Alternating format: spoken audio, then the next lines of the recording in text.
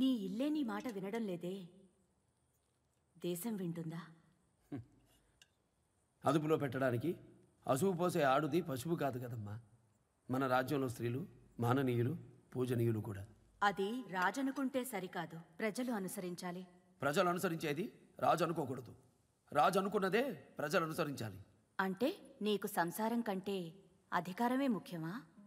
అయితే అందరూ అనుకున్నదే అధికార దాహం. అవునమ్మా, అధికార దాహం. ఈ నేల కోసం బతికే అధికారం నాకు కావాలి. ప్రజల సేవ కోసం ప్రాణాలిచ్చే అధికారం నాకు కావాలి. ఎంతో మందిని చంపి ఏకం చేసిన దేశం, వేలాది ఇల్లాల కన్నీళ్లతో కడిగిన సామ్రాజ్యం నా ఇల్లాల కోసం వదులుకోలేనమ్మా. మారావేమో అనుకున్నాను. వలచిన ఇల్లాలు మార్చలేదు, గెలిచిన రాజ్యాలు మార్చలేదు. మమకారం, అహంకారం ఈ రెండూ లేనివాడే నాయకుడు, రాజసూయ యాగానికి అర్హుడు.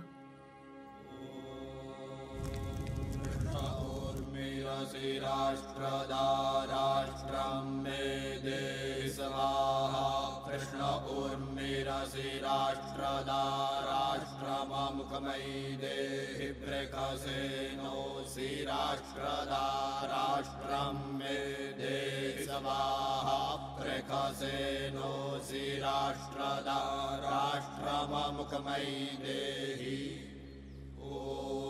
शांति शांति शांति।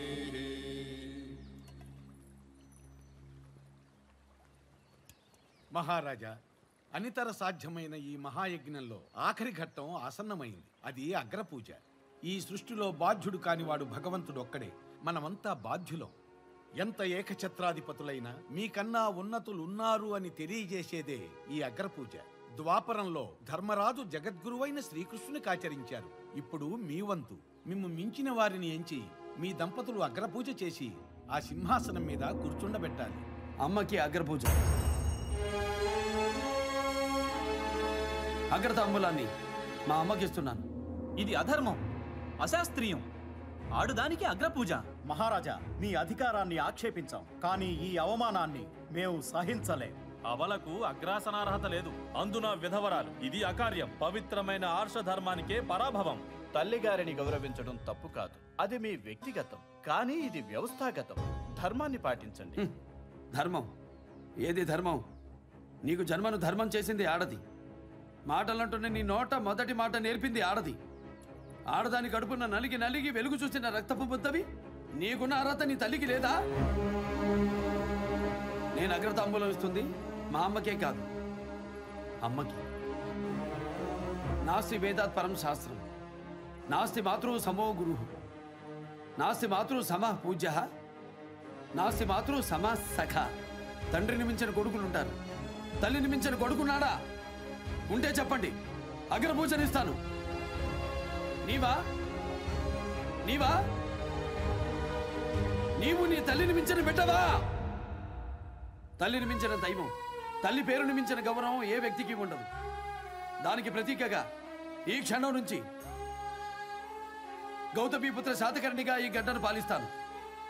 నా బిడ్డ వాసిష్ఠి పుత్ర పులోమావిగా నన్ను అనుసరిస్తాడు. జయ హో గౌతమీపుత్ర శాతకర్ణి, రాజరాజ గౌతమీపుత్ర శాతకర్ణి, శాతవాహన సింహం గౌతమీపుత్ర శాతకర్ణి, వీర గౌతమీపుత్ర శాతకర్ణి. ఒకే ధర్మం, ఒకే న్యాయం, ఒకే మార్గద్రవ్యం, ఒకే మార్గ విలువ. అంగదేశపు పంగడాలు కళింగలోనూ కొనవచ్చు, కోసల దేశపు కాయగూరలు కొంతలలోనూ అమ్మవచ్చు. రాజ్యానికి మధ్య వందల క్రోసులు వ్యర్థంగా పడి ఉన్న బీడి భూములన్నీ బీద రైతులకు దారాదత్తం చేస్తున్నాను. ఇక అఖండ భారతం అన్నపూర్ణ కావాలి. ప్రతి పల్లె ఓ ధాన్య ఘటకం అవ్వాలి. ఇది శకారంభం. భరతకండే భరతవర్ష అంటూ ఈ జంబుద్వీప కాలమాన పట్టికలో ఈనాటి నుండి శాలివాహన శకం ఆరంభమవుతుంది. ప్రతి ఏటా ఇదే రోజు యుగానికి ఆదిగా ఉగాది పర్వదినం అవుతుంది.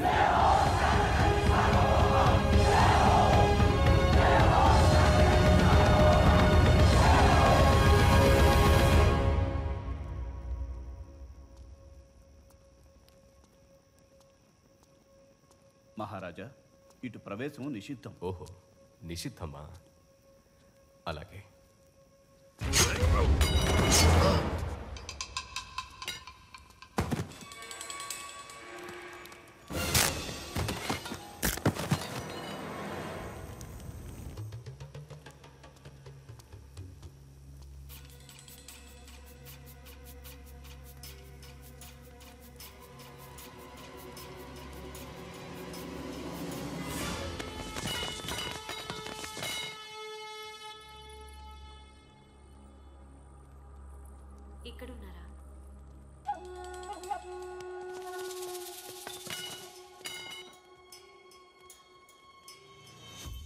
ఇందా ఈ ఇంటి కోడలకుండే ముఖ్యరా. ఎవరైనా వస్తే ఇచ్చేయండి, రేపు వెళ్ళిపోతున్నాను.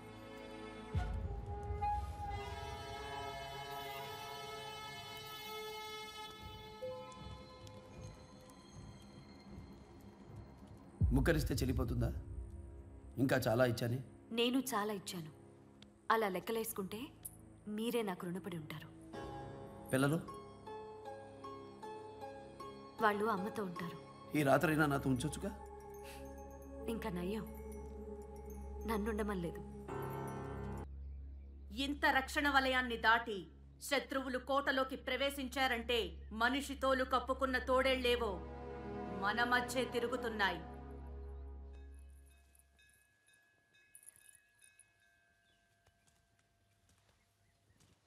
మహారాణి, నీ భర్తతో కలిసి మా అమ్మతనాన్ని బ్రతికించిన మాతృమూర్తివి. ఇలాంటి దాడులు ఎన్ని జరిగినా నీ ఐదోతనానికి ఏమీ కాదు వాసిష్ఠీదేవి. ఆ రాక్షసుడి చెర నుంచి మా బిడ్డల్ని విడిపించేందుకు నీ బిడ్డను ఎరవేశావు. ముద్దుగారి వయసులో యుద్ధరంగానికి పంపి అత్తగారిని వెంచిన వీరమాతమయ్యావు. నా బిడ్డ నన్ను అమ్మా అని పిలుస్తున్నప్పుడు నీ త్యాగమే గుర్తుకొస్తోందమ్మా. ఆ ధర్మమూర్తిని తయారు చేసింది గౌతమి మాత పెంపకమే కాదమ్మా, నీలాంటి వీరపత్ని మీదున్న నమ్మకం కూడా. మీ గురించి మహారాజు మా సామంత రాజులకు ఏం చెప్పారో తెలుసా? ప్రభు, వాసిష్ఠిదేవి ఒప్పుకుంటుందా? ఆమెది మాత్రం మాతృత్వం కాదా? తను నా శరీరంలోనే కాదు, సంకల్పంలో కూడా సగభాగం. ధర్మార్థ కామ మోక్షాలలో నా చెయ్యి వీడదు, నా మాట దాటదు. నువ్వు నిజంగానే ఆయన సంకల్పంలో సగభాగం వాసిష్ఠీదేవి.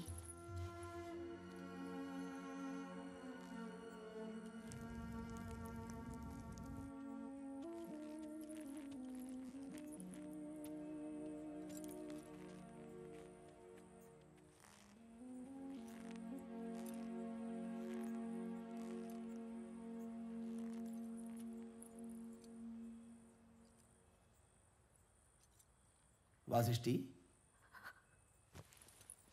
కన్నీళ్లు కూడా గుర్తుపడతారా? కన్నీళ్లకు మనసు పుట్టిల్లు, కళ్ళు అత్తారిల్లు, రెండు నావేగా. పుట్టింటికి వెళ్తానన్నావు. యుద్ధానికి భయపడి పారిపోయేంత పెరిగిదాన్నేం కాదు. అత్తను మించిన వీరమాతని. అబ్బో, ఇది ఎప్పటి నుంచో కాదా? యుద్ధంలో మీరు కత్తి పడితే నా బిడ్డ తండ్రి వేలు పట్టి వీర విహారం చేశాడమ్మా. ఇందా, ఎవరన్నా వస్తే ఇచ్చేమన్నావుగా. నేను వచ్చానుగా. ఎవరా? ఇవనా? ఇవరా? తన పేరు ఎథీనా. పశ్చిమ తీరంలోని పారసీకులు. వాళ్ళ తాతగారు ప్రపంచ యాత్రికులు. మన సంస్కృతి నచ్చి సింధు పరివాహక ప్రాంతంలో స్థిరపడ్డారు. అందుకు మా కళలు అబ్బినందుకు, మమ్మల్ని అబ్బురపరిచినందుకు. మీ గురించి కథలుగా విన్నాను. ఇప్పుడు మిమ్మల్ని కలిసే అదృష్టం కలిగింది. అది మా అదృష్టం. ప్రభు,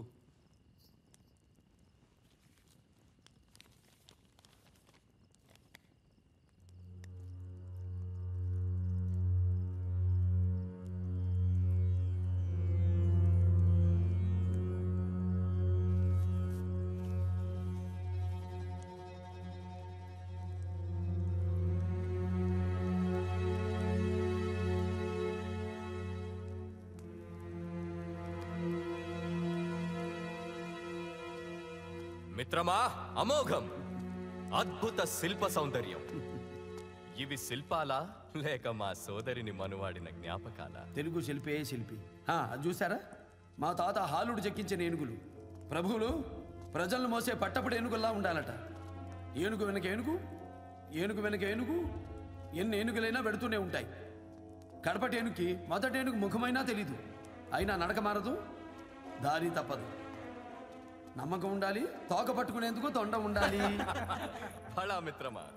సామంతులైనా అంతే, సార్వభౌముణ్ణి అనుసరిస్తూ ఉండాలి. మధ్యలో ఒక్క మతపుడేనుగున్నా కట్టు తప్పుతుంది. మన మధ్య 2 మత గజాలున్నాయి. ఏం చేద్దాం మిత్రమా?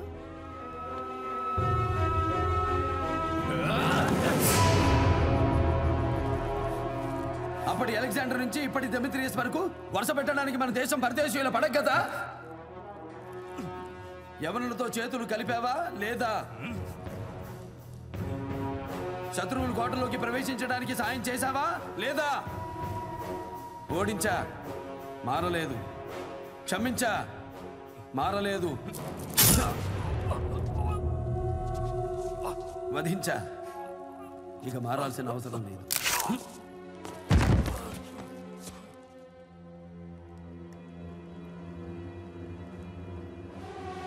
మందలో ఇంకొక మతగజం ఉంది. సమయం లేదు మిత్రులారా. క్షమించండి ప్రభు. ఆ యమున డెమెట్రియస్ సింధుని ముట్టడించాడు. ప్రశాంతమైన పరివాహక ప్రాంతాన్ని శ్మశానం చేశాడు. దేవాలయాలు ధ్వంసమవుతున్నాయి. ఈ కళ్యాణరాజు కాంజీరావు నాకు కబురు పంపాడు. యవన సేనకు సాయం చేస్తే నన్ను నా రాజ్యాన్ని వదిలేస్తారని ఆశ చూపాడు. ఆ స్వార్థంతోనే ఈ అనర్థానికి పాల్పడ్డాను ప్రభు. షహరాటుల సంహారంతో కొత్త శకానికి నాంది జరిగింది. ఇక యవనుల ఖననంతో పాశ్చాత్యుల సమరాలకు అంతక్రియ జరగాలి. ఇదే ఆఖరి యుద్ధం కావాలి. ఇప్పటికి ఉనికి నిలుపుకున్నాం, ఇక ఉనికి చాటుకుందాం. నూతన నిర్మాణమైన భారత రాజ్యాన్ని పరదేశపు నెత్తుడితో ప్రక్షాళన చేద్దాం. దొరికిన వాణ్ణి తురుముదాం, దొరకని వాణ్ణి తరుముదాం. ఏది ఏమైనా దేశం మేసం తిప్పుదాం.